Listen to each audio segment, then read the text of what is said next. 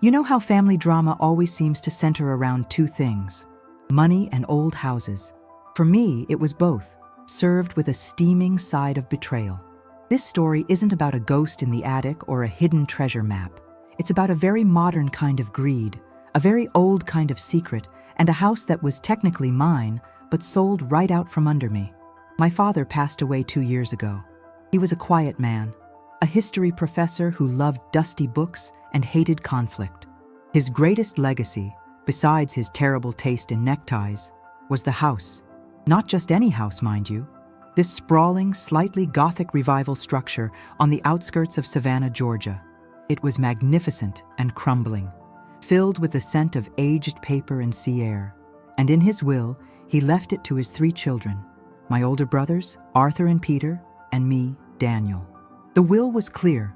We owned it jointly, and if we couldn't agree on what to do with it, it had to be sold and the proceeds split equally. Simple enough, right? Except Arthur and Peter decided they didn't want the hassle. They saw the house as a liability, a colossal pile of maintenance costs and emotional baggage. I saw it as a piece of dad, a place I could finally finish restoring, a home.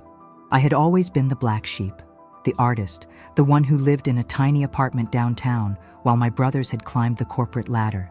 They looked at the house and saw $3 million worth of real estate.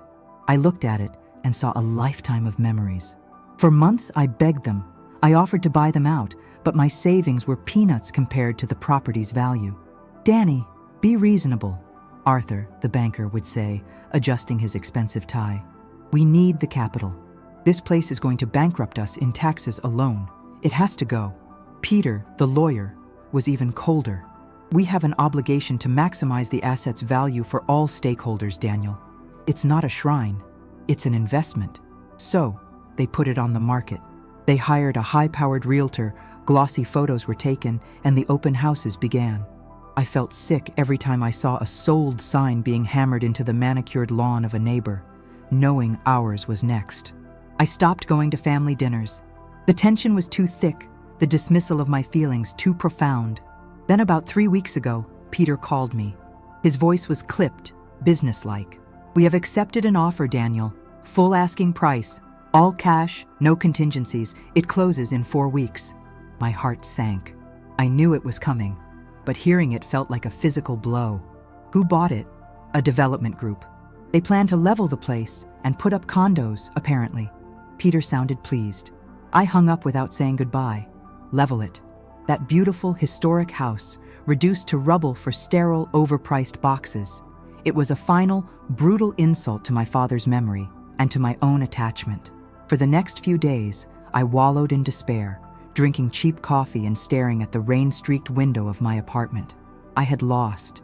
My brothers had won, and the house was doomed.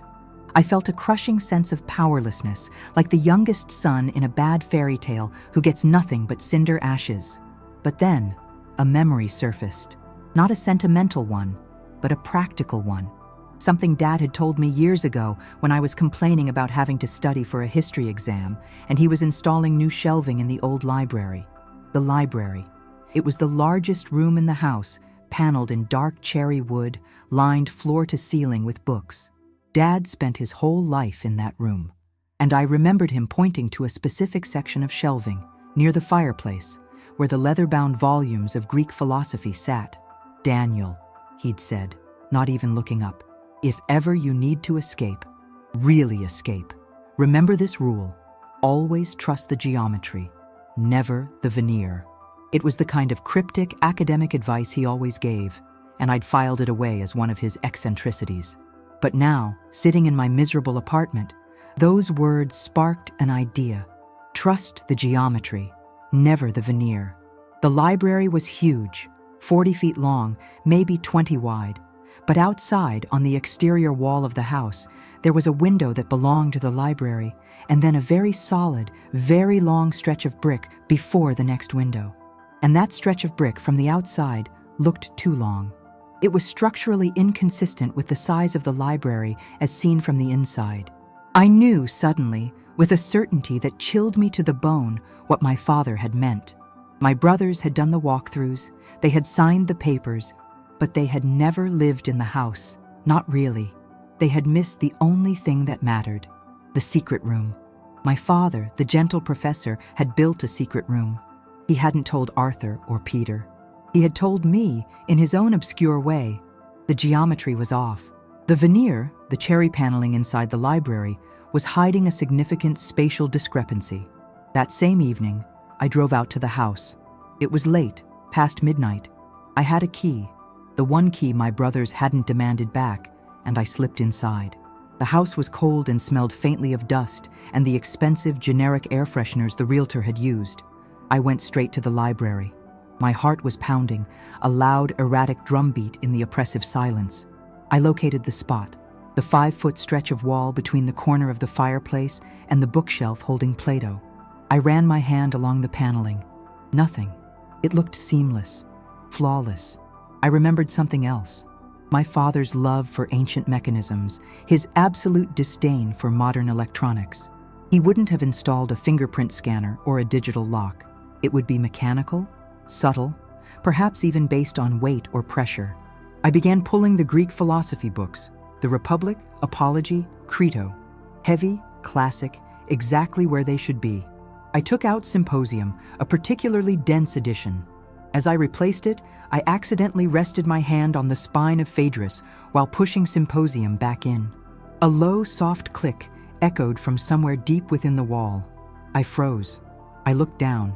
On the bookshelf, where the leather-bound volumes sat, the shelf itself was solid. But there was a small gap, perhaps 1/8 of an inch, running vertically between the 4th and 5th panels of cherrywood. The mechanism had released a hidden lock. I took a deep breath, fighting the sudden rush of adrenaline. I pressed my fingers into the tiny gap, found a purchase, and pulled. The paneling didn't just swing open. It slid smoothly, silently, back into the wall, revealing not brick or plaster, but a narrow, dark opening. The secret room was real. My brothers had sold the house, but they had forgotten to mention the secret room, and I was the only one who knew it existed. My father's obscure rule had paid off, and suddenly, the balance of power had shifted completely. I wasn't just the heartbroken younger brother anymore. I was the keeper of a crucial hidden truth, and I was about to use it to stop the sale. My revenge wasn't going to be petty, it was going to be expensive and shocking. The question wasn't what I would find, but what I would do once I found it. That was the real game changer.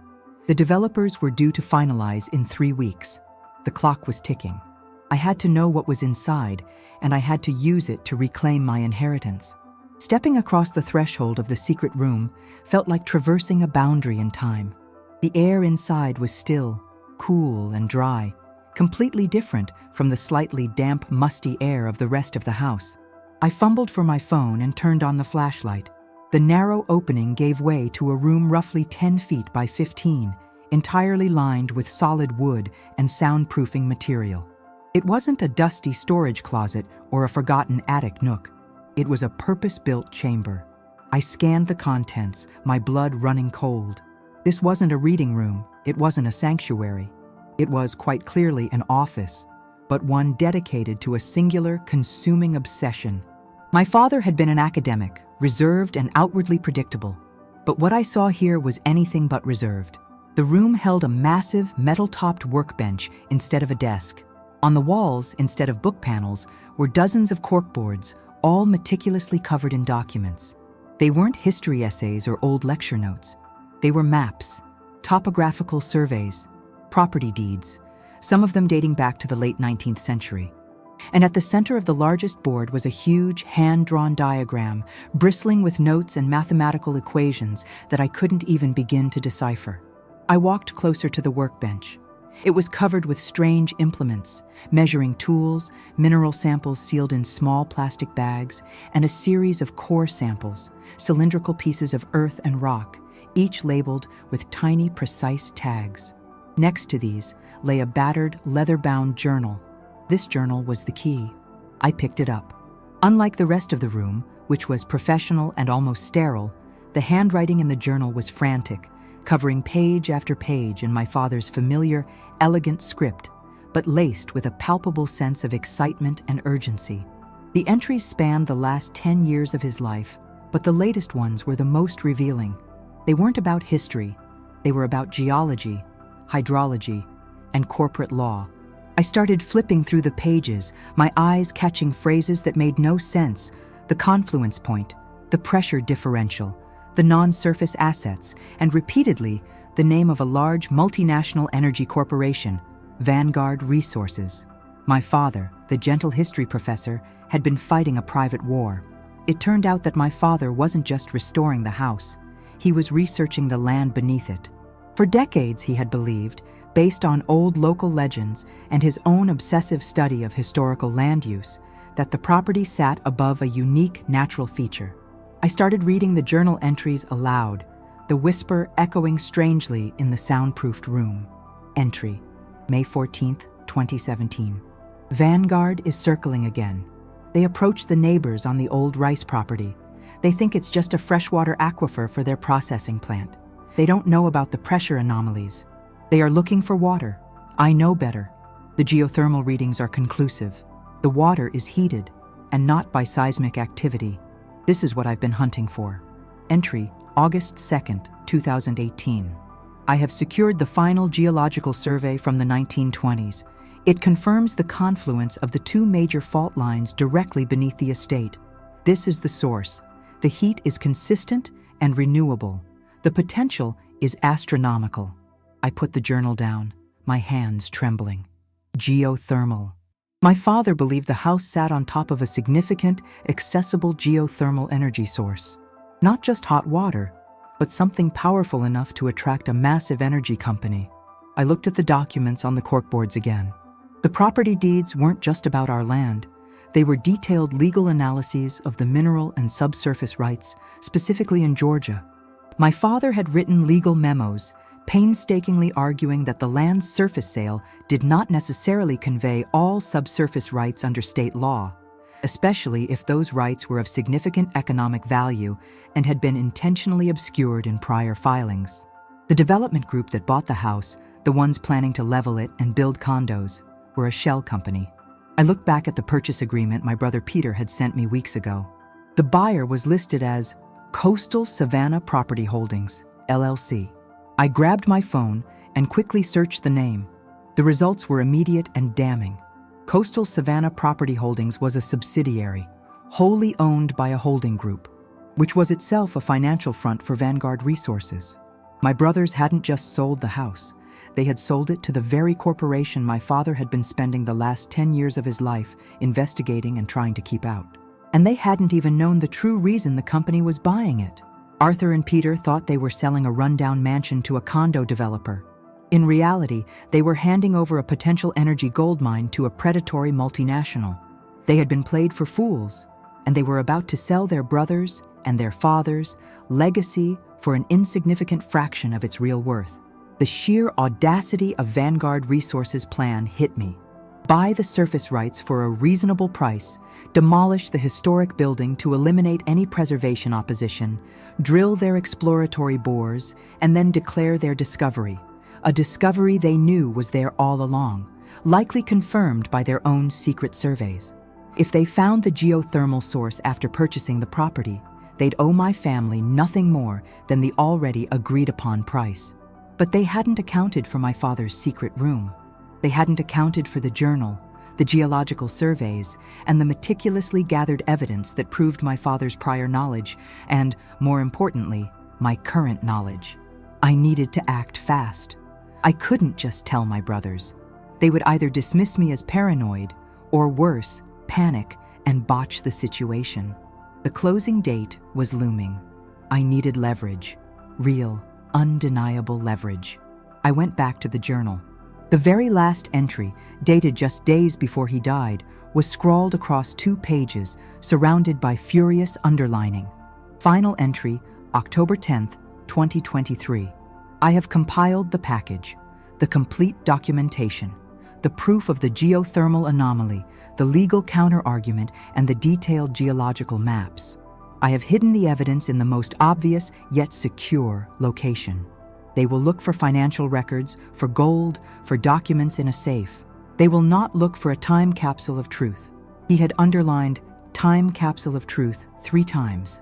I have ensured that if the property is sold, The new owner will be buying not just the house, but a multi-million-dollar legal liability and a scandal that will rock the Savannah real estate market. The only way to stop them now is to outbid them and reveal the package. Daniel, if you are reading this, you know the house's true value. Make them pay. My father didn't just hide a secret room. He left me a weapon, a fully loaded legal and financial bomb. The developer's offer was for $3 million. If the house sat on a viable geothermal power source, the land beneath it was worth 10, maybe 20 times that. The game had just changed. I had to buy the house back from my brothers, or rather, I had to stop the sale and take over as the rightful informed seller. But how could I make a higher bid when I was practically broke? The answer, I realized, was not in my bank account, but in the truth I possessed. I had 3 weeks to leverage a secret into a winning bid. The moment I stepped out of the secret room, the rest of the house felt suffocatingly mundane. My father's journal was tucked securely under my arm. I slipped out before dawn and drove straight back to my apartment. I couldn't sleep. The adrenaline was pumping too hard, fueled by indignation and the terrifying realization of the stakes. I was holding information that could turn a $3 million real estate deal into a massive corporate nightmare. The first thing I did was make photocopies of key pages from the journal, the geological maps, the Vanguard Resources ownership structure chart, and the final entry about the time capsule of truth. If anything happened to me or the original journal, I needed a backup.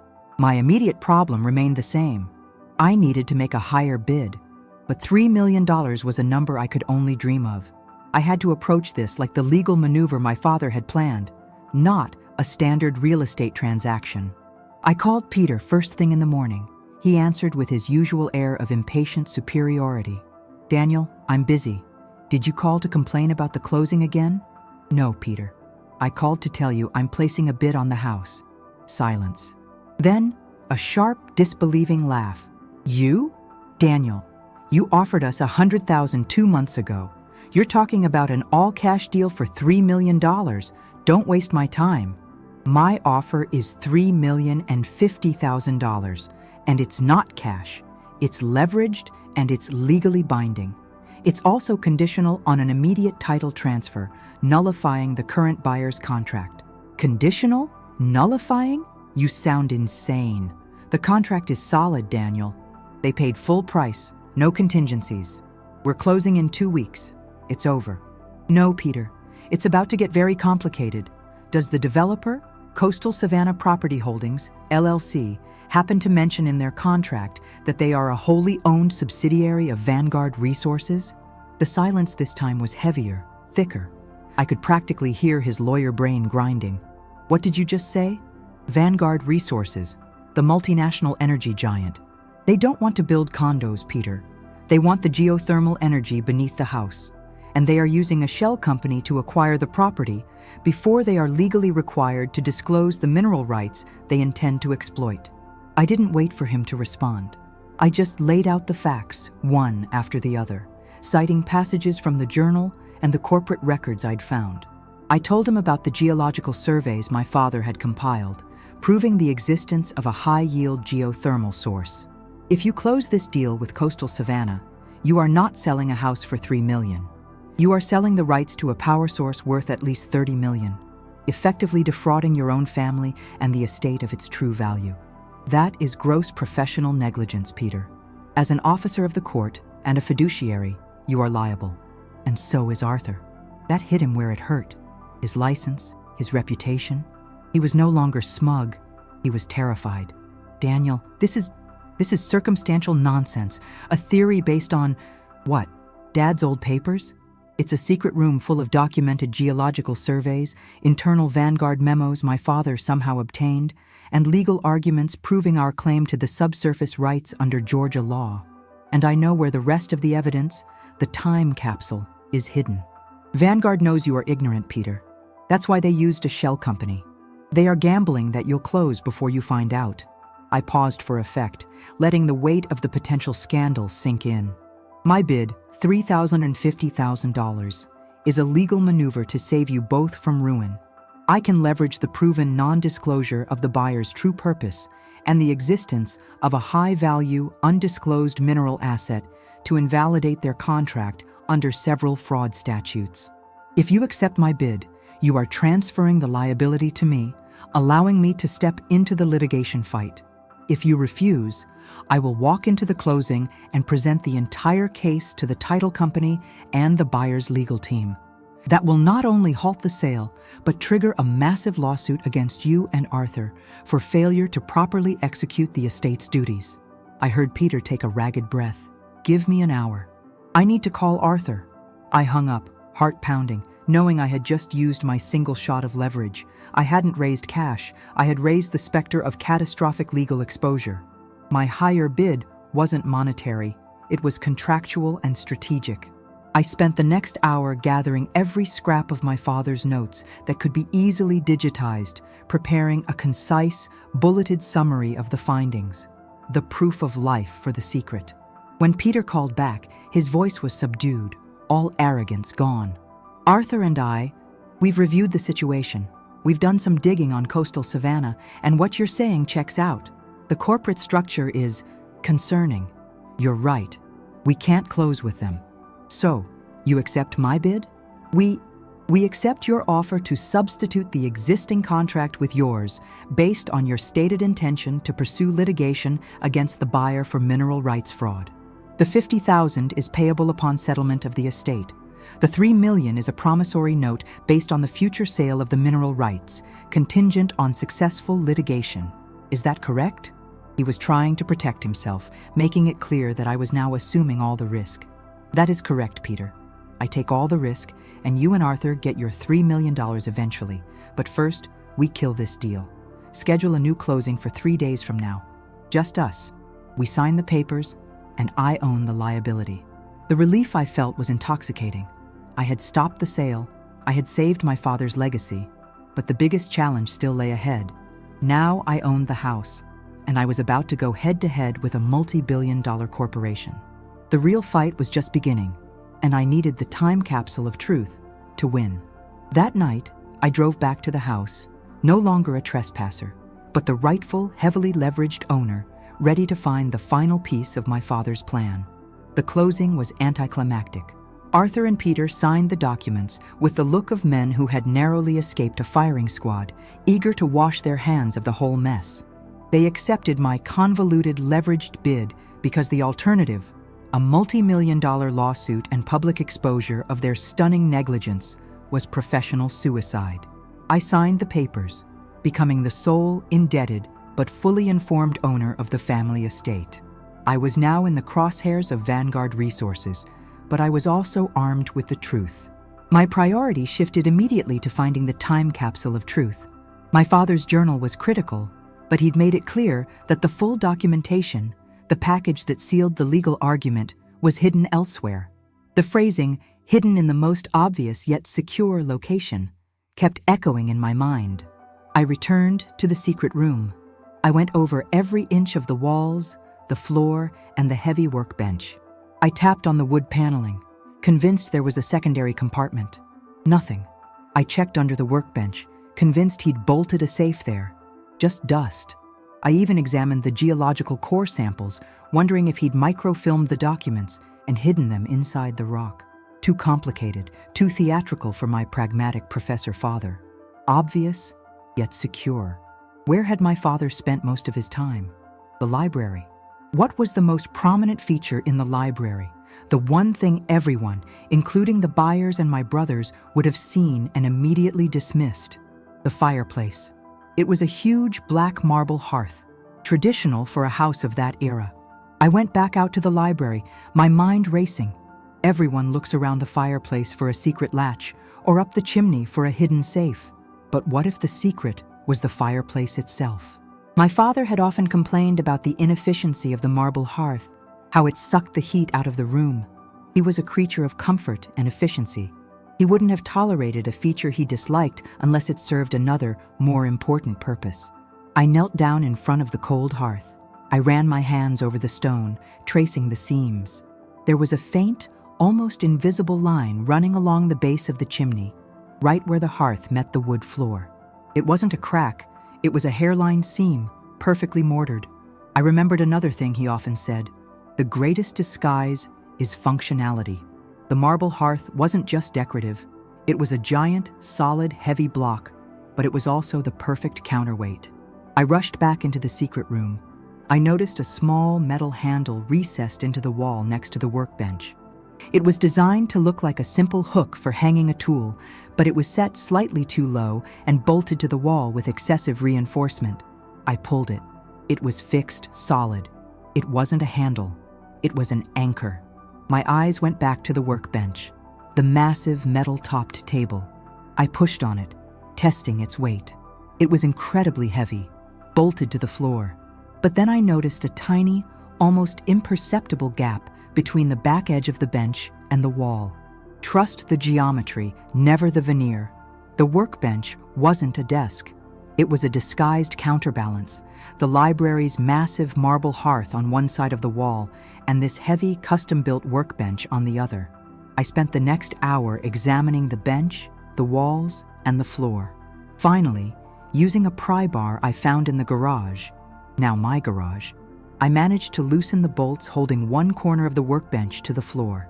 I strained, pushing against the sheer mass of the metal. Slowly, agonizingly, the bench shifted maybe a quarter of an inch. As the bench moved, I heard a low metallic groan coming from the library wall. I rushed out. The marble hearth in the library was moving, not swinging, but sinking. The massive dark marble slab that formed the floor of the fireplace was slowly, smoothly lowering itself like a small, heavy elevator, revealing a rectangular compartment beneath, the time capsule. I dropped to my knees, shining my phone light into the newly revealed space. It was lined with copper and contained a single, heavy, fireproof metal box. It was secured with a simple padlock. I knew the combination immediately. My mother's birth year, which was always the password for everything important to my father. With a click, the lock sprang open. Inside, resting on a bed of dry silica gel, were stacks of meticulously organized documents, sealed in plastic. But there was one item that overshadowed everything else.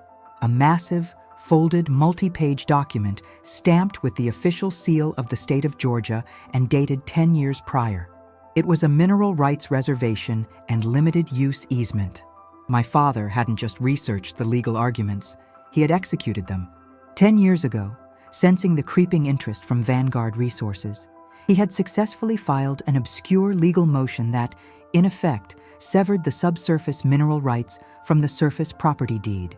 He had created a separate legal entity, a small trust, to hold the rights to any non-surface energy-producing natural assets found on the property. Crucially, the document stated that upon his death, the trustee of this separate entity, the Mineral Rights Trust, would become his youngest child, provided that child was the current, legal surface owner of the property. My brothers hadn't just forgotten to mention a secret room. They had forgotten to mention that the house they sold was just a shell, because the most valuable asset, the geothermal rights, had been legally segregated and reserved for the sibling who valued the house enough to fight for it. This was the ultimate trump card.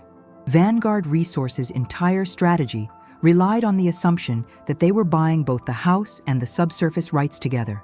By accepting my bid, Arthur and Peter had unknowingly sold me the surface property, fulfilling the final condition of the trust.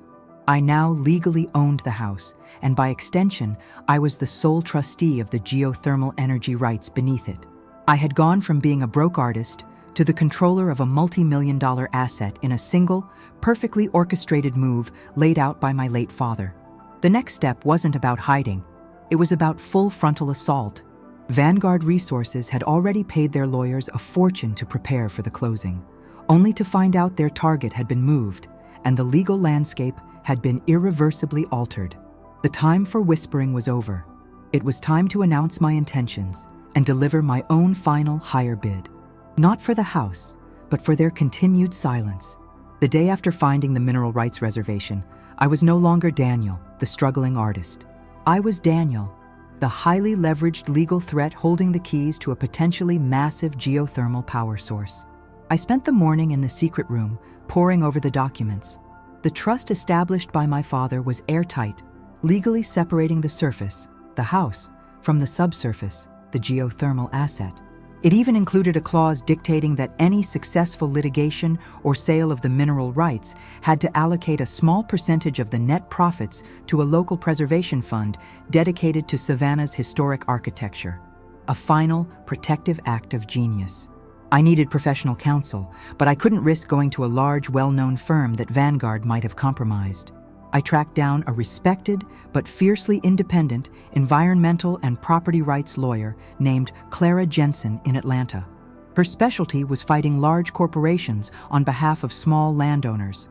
I sent her a brief encrypted summary of the situation, omitting the names of my father and the house, but detailing the corporate structure of coastal Savannah and the Mineral Rights Reservation. She called back in 20 minutes, her voice vibrating with professional excitement. "Mr. Miller, this is not just a case. This is a landmark opportunity," she said. "If your documentation is authentic, Vanguard Resources just spent $3 million on a very expensive roof for a building they plan to destroy. And they missed the entire house." I drove the 6 hours to Atlanta, carrying the metal box, the journal, and the key documents. After reviewing everything, Clara confirmed my findings. The reservation was solid. My father had used an obscure 1980s provision in Georgia property law designed to protect family farm assets from predatory corporate acquisitions. By successfully registering the reservation, the mineral rights were never part of the estate sale, meaning my brothers never had the authority to sell them to coastal Savannah. Vanguard had done their due diligence on the estate, the surface property, but had failed to find the separate trust established a decade earlier. They had been too confident, too centralized, and utterly blindsided by the genius of a quiet history professor. "Vanguard's closing date is tomorrow," I told Clara. "They will show up, find the title is clear, but the seller is me, not the estate. And they will proceed, assuming they have everything. They will be operating under a massive material mistake of fact," Clara observed, a sharp smile playing on her lips. "We need to hit them when they are most exposed. We can file suit now, but I propose a tactical maneuver first. We call a meeting." I agreed. Clara immediately sent a carefully worded, highly confidential letter to Vanguard's chief legal officer, bypassing their local lawyers. The subject line was chillingly simple. "Urgent correction required regarding 1442 Abernathy Lane subsurface assets." The letter didn't state what we had, only that we possessed irrefutable legal documentation proving that the ownership of the property's most significant economic asset, its geothermal potential, had been irrevocably severed from the surface deed before the proposed sale. It offered a private meeting to discuss an amicable resolution before we were forced to file the documentation as an exhibit in a federal lawsuit. The response was immediate: panic. The meeting was set for the following afternoon in Clara's office. I was told 2 executives and Vanguard's lead counsel, an intimidating man named Mr. Thorne, would attend. The meeting room was tense. Thorne, with his impeccably tailored suit and weary eyes, started the discussion with a thinly veiled threat, asserting their absolute right to the property and demanding to know what frivolous claim we were making. Clara, calm and ruthless, cut him off. "Mr. Thorne, we aren't here to make claims. We are here to present facts. You bought a house for $3 million. That is all you bought." She then slid a single copy of the Mineral Rights Reservation across the table. Thorne scoffed, picked it up, and started reading. His face, initially scornful, drained of color within 30 seconds. His eyes scanned the document's official seals, the dates, and the name of the granting authority. This is a forgery," Thorne stammered, but his voice lacked conviction. I leaned forward. "It's real, Mr. Thorne. My father, Dr. Alistair Miller, filed this 10 years ago. It names me, the current owner of the surface property, as the sole trustee of the subsurface energy assets. You bought a house. I own the power plant beneath it. Your entire acquisition strategy, your shell corporation, your desire to level a historic home, all based on a profound and devastating error in your due diligence." The executives exchanged panicked looks. Their silence was my victory. They knew the cost of this failure. Clara then presented our final position. "Mr. Thorne, my client is not interested in building a power plant. He is interested in honoring his father's wishes and maintaining the integrity of his home. However, He is now in control of an asset you desperately need. Our litigation would not just halt your project, it would expose your corporate subterfuge, your attempt to defraud the estate and the community by purchasing a multi-million-dollar asset under false pretenses. That's a PR nightmare and a massive SEC violation waiting to happen. She paused, letting the fear build. Here is the amicable resolution. My client will not file suit, he will not expose Vanguard Resources, and he will sell you the mineral rights. But you will not be purchasing them for $3 million.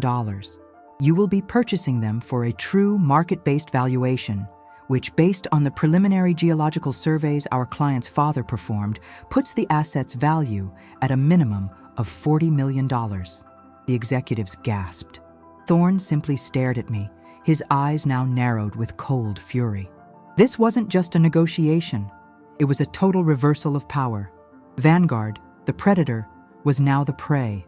I, the black sheep brother, had just presented them with the ultimate, undeniable, and truly higher bid, the price of their geothermal asset and the price of their silence. The silence that followed Clara's valuation of $40 million was absolute, broken only by the muted whir of the air conditioning. Mr. Thorne, Vanguard's lead counsel, eventually broke the silence, his voice tight with controlled rage. $40 million? This is extortion, Mr. Miller. We will fight this. We will tie this up in court for years. We will bury you and your small law firm in discovery until you run out of money. I met his gaze, completely calm. The confidence I felt wasn't arrogance. It was the sheer weight of my father's meticulously constructed truth. You can certainly try, Mr. Thorne. But every hour you spend in court is an hour you're not drilling. And every document you file will become public record, detailing how Vanguard Resources intentionally used a shell company to mislead private citizens and acquire a vital public resource under false pretenses.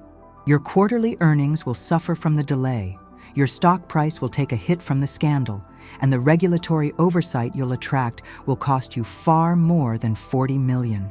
Clara slid a neatly typed document across the table. Our proposal includes a mandatory confidentiality clause and a non-disparagement agreement, Mr. Thorne. This $40 million buys you the geothermal asset and our silence. You will acquire the Mineral Rights Trust. Daniel Miller is compensated, and the world never knows about your due diligence failure. The alternative is total exposure. The executives huddled immediately, whispering furiously. They knew. $40 million was a drop in the bucket compared to the value of the energy they could generate, and it was a bargain compared to the cost of a public scandal that could derail their entire corporate strategy in the region. After 15 agonizing minutes, Thorne looked up, defeated. We accept the terms, but the house is still set for demolition. We own the surface property, and we will proceed with the condo development as planned. He was trying to claw back a small victory, a petty revenge. This was the final twist, and it was the one I had planned for the most. I smiled, a slow, genuine smile. You are mistaken, Mr. Thorne. You didn't buy the house from the Miller family estate. You bought it from me, Daniel Miller, the surface property owner. I reached into my bag and pulled out a second, smaller document. This is a deed restriction, filed with the county recorder's office 3 days ago, concurrent with my acquisition of the property from my brothers. It places the house under a perpetual historic preservation easement. The structure of 1442 Abernathy Lane can never be torn down, significantly altered, or reduced. It is protected by law. You bought a historic house, Mr. Thorne. You own the headache, and you own the preservation costs. You can build your geothermal plant beneath it, but you have to maintain the house on top of it. My father loved that house, and he ensured its survival. Thorne went from furious to apoplectic. The executives looked like they wanted to fire him on the spot. Vanguard had bought the land and the priceless mineral rights, but they were permanently saddled with the historic mansion they despised, forced to maintain the very thing they wanted to destroy. It was poetic justice, a final checkmate from beyond the grave. The negotiations concluded within the hour. Vanguard agreed to the $40 million for the mineral rights, payable into the trust, with a significant initial payout to me as the trustee, contingent on the successful transfer of the trust assets. I had gone from being a penniless artist to a multimillionaire, all thanks to my father's foresight. My brothers? They received their original $3 million from the estate settlement, as stipulated in my leveraged bid. When I told them I had leveraged the house into a $40 million deal and that the historic house was saved, they reacted exactly as I expected. Arthur was livid about the lost money that could have been theirs, and Peter was simply relieved he wasn't being disbarred. They still didn't understand that the true inheritance wasn't the money. It was the principle, the secret, and the preservation of the legacy. I used my initial payout to pay off the note to my brothers, hire a restoration team, and establish the Historic Preservation Fund stipulated by my father. The developers of Vanguard Resources now have the surreal task of drilling for geothermal energy beneath a perfectly restored, historically protected mansion, ensuring its maintenance for perpetuity. I moved into the house a month later. It's no longer cold and dusty. It's alive with the light of its history. My father left me the ultimate lesson, that the greatest treasure is often hidden in plain sight, protected by geometry, and accessible only through loyalty and diligence. My brothers sold a liability. I bought a home, and in doing so, I revealed a power source that changed my life forever.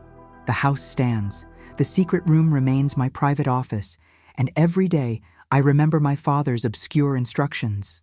I may not be a banker or a lawyer, but I'm the one who won the real game. And the old house, the beautiful, stubborn house, stands proud against the skyline, a monument to a secret worth more than gold.